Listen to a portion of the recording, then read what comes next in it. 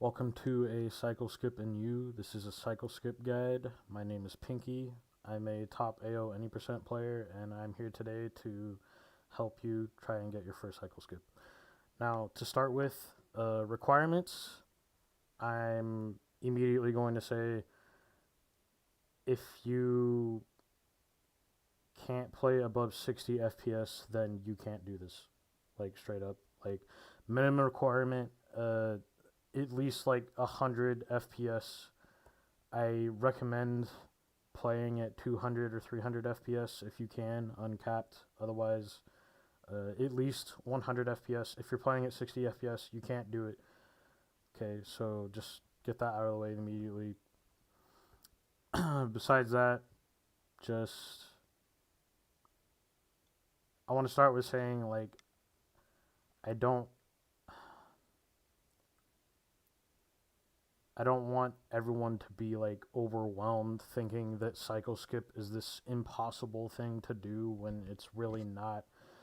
It seems a lot harder than it actually is, and I know people are intimidated by that and scared to actually even try. So it's really not that bad. You just need to take it one step at a time, like everything in this game, honestly. Now, I'm going to be going over a very basic 10.9 run, and then I'm going to go over uh, each step throughout the whole thing. Now, starting, I'm I'm going to assume everyone here understands like basic game knowledge and understands like the names of bounces and stuff. So I'm not going to bother explaining any of those. I'm just going to be calling like BBs, and stuff. And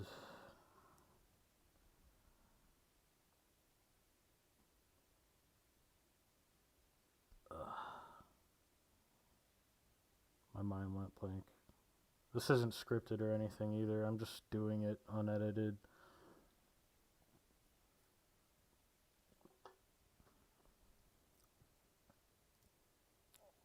Now to oh yeah, I remember what I was gonna say. So each ground pound involved in cycle skip with each book or platform that it corresponds to where you do that ground pound, we refer to as a number. So like the first book stack and the first ground pound is just one, and then the second is two, and then three is three, and then four and five and six. So I'll be referring to those as numbers. Now let's watch the run first of all.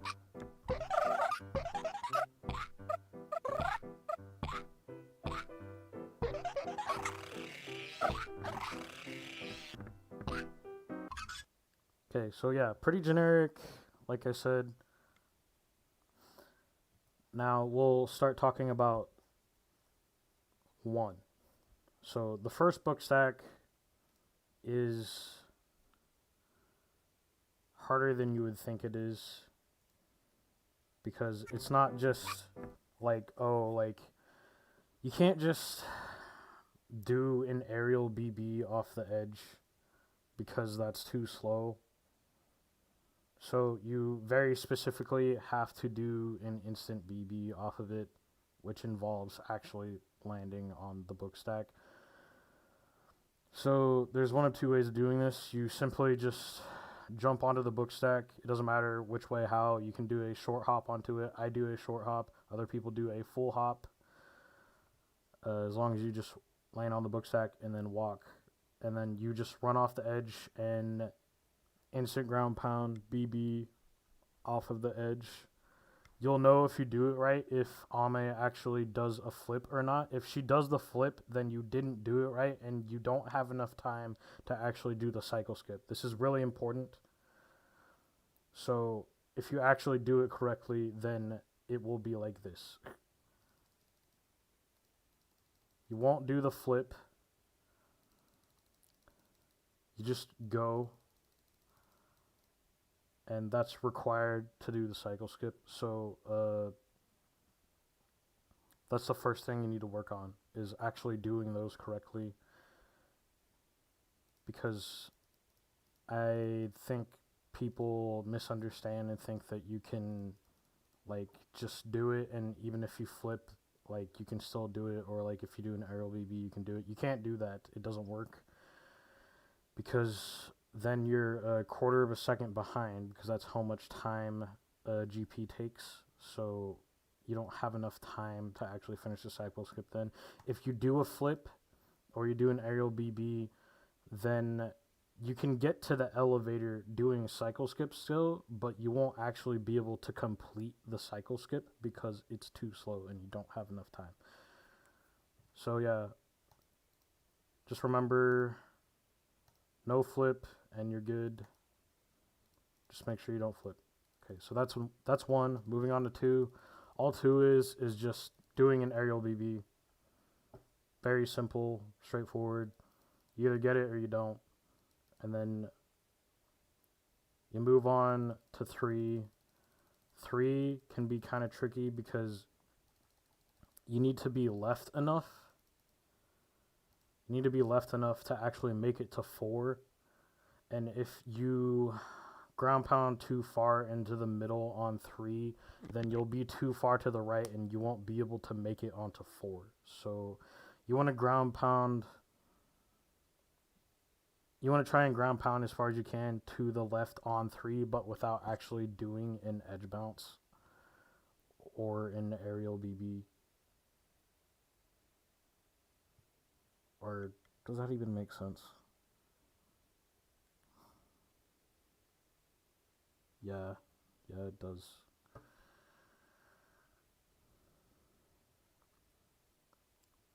So you go from 3 to 4, and then as soon as you go to 4, you'll be holding left going into 4, but right as you're landing on 4, you want to turn and hold right, and then you want to instant GP off of 4 immediately. This is probably the biggest time loss throughout the whole cycle skip. The first half of cycle skip is the easy part. 1, 2, and 3 are very easy. And then 4, 5, and 6 is where you either gain or lose all the time. So these are very important, especially 4. 4 is the biggest time loss or time save you can get. So go into 4, holding left, and then as you're about to land, hold right, be facing right, and then instant GP off of it. And you want to, this is very important, you want to be going diagonally and not straight up. I see people make this mistake a lot when they're trying to do cycle skip. They go straight up and then they land on 5. And you lose too much time doing that. You have to go diagonally. So you go diagonally like this from 4 to 5, and then you get ready to GP on 5. And that's all 4 is. 4 takes a lot of practice to get good at, and there's a lot of optimization for it, so do not underestimate 4. That is a huge run killer. But so is 5 and 6. 4, especially when you're first trying to do your first cycle skip, can be hard. But you're probably going to have a lot more problems with 5 and 6 than 4, as long as you just do 4 fast enough. Okay, so moving on to 5. 5 really depends on where you GP on 5 coming from 4. This makes a world of difference. So here you can see I'm very low when I GP on 5, and that's good. And I'm like in the middle right-ish, which is okay. You want to make sure that you're not all the way to the right, because if you're all the way to the right, then you will not have room to move to the right as soon as you GP on 5. because you want to be holding to the right already as soon as you GP on 5 to get to 6 as soon as possible. And it's really important that you give yourself room to move from 5 to 6, because if you don't have enough room, you will bonk 6, you will bonk the elevator, and then the run is just dead. The same thing can happen from 4 to 5, by the way. If you bonk 5, which is the plat right before the elevator, that's 5, coming from 4, then it's dead. The run is dead. There are instances where you can keep going with the run if you just barely graze it and it just looks like an animation thing. But most of the time, if you hit 5 or 6 at all, then the run is dead. Just reset. So, talking about 5 again, you want to be kind of in the middle to the left. It's hard to explain this one. Yeah, you want to give yourself enough room to GP on 5 and get to 6 without bonking it. So this is 5, going up, moving to 6, and then getting ready to GP. This is pretty slow, but again, it was a slow run. I just wanted to show like a very basic run. I don't want to get into some like crazy 10.6 or like 10.5 shit. So going into 6,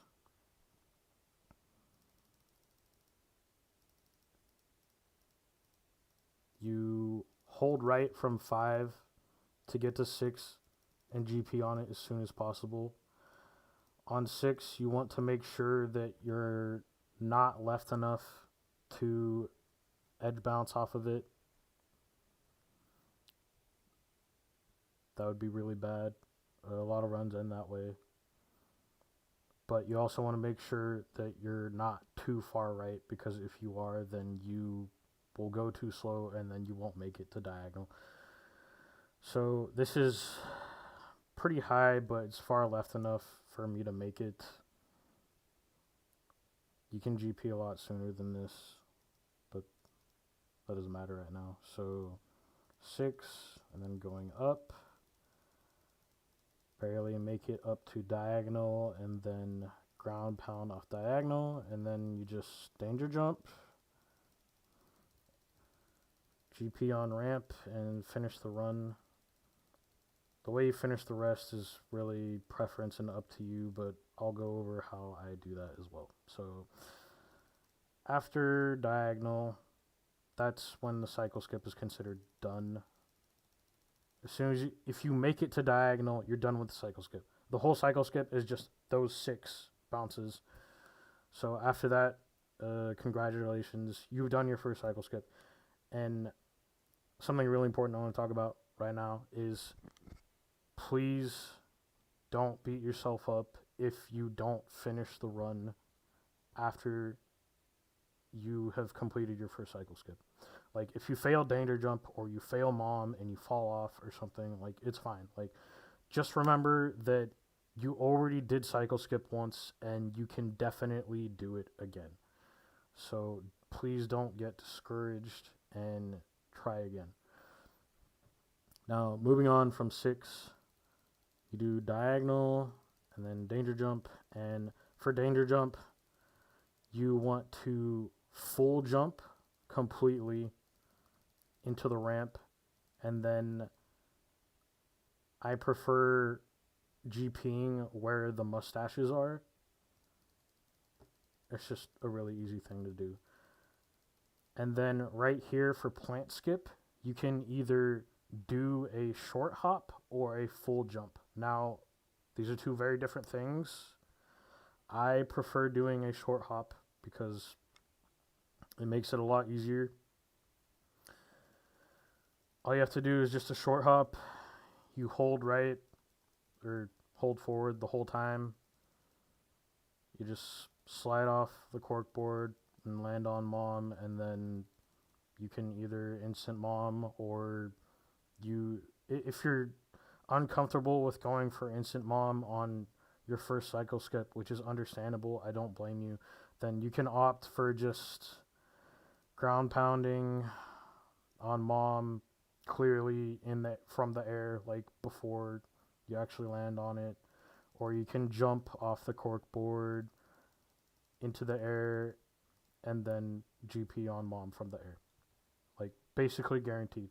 And then that will probably be anywhere from an 11.3 to like an 11.5 if you don't do instant mom. If you do instant mom, then you can expect anywhere from an 11.x to a sub 11, probably 10.9 or an 11.0, somewhere around there, depending on how the run is. And that's basically it. We'll go over the run one more time.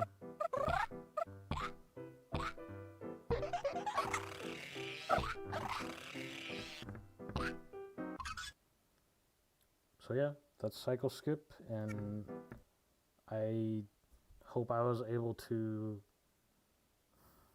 help and explain that well enough. I plan on making a text guide for this as well, so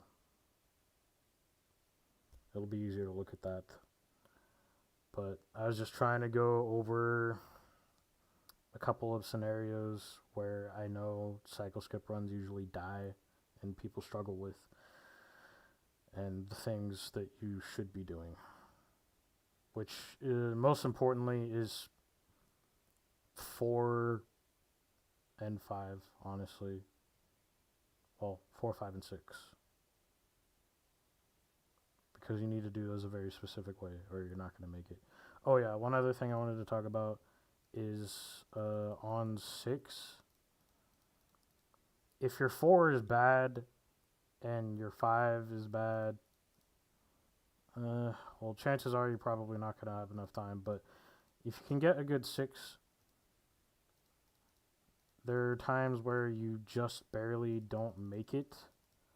And it's because people hold left into diagonal after their 6, and then they bonk it from the bottom, and then they don't go high enough to actually make it onto diagonal and then GP off of it and complete the cycle skip.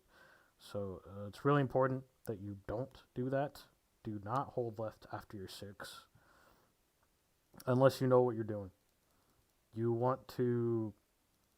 basically want to be like this far out when you do your 6, and then once you reach the apex of your jump or like halfway through, then you hold left to go onto diagonal, not before, because you will bonk it, and then that will ruin everything. Just like with 5 and 6, like you don't want to bonk anywhere. Bonking is really bad. Besides that, I think I covered everything. There's a lot of things that can go wrong, and I'm sure I didn't get all of them, but that's basically the gist of all of it. Now, the last thing I want to say is be ready to grind. It's not as bad as people would think, but I genuinely believe that if you just put in an hour or 2 a day trying to do cycle skip, and your FPS doesn't suck, that playing an hour or 2 a day for a few days or like a week or something, I guarantee you will be able to do cycle skip. And the best thing about it is that once you do cycle skip once, I can tell you, I'm very positive that after doing cycle skip once, it is much easier the second time, if you're interested in doing it more than once. But if you're only interested in doing it once, that's cool. I respect that. I really just want to try to help everyone as much as possible to try and do cycle skip at least once. So anyway, yeah, that was the guide. I'm sure I'm sure it was kind of sus, but, you know.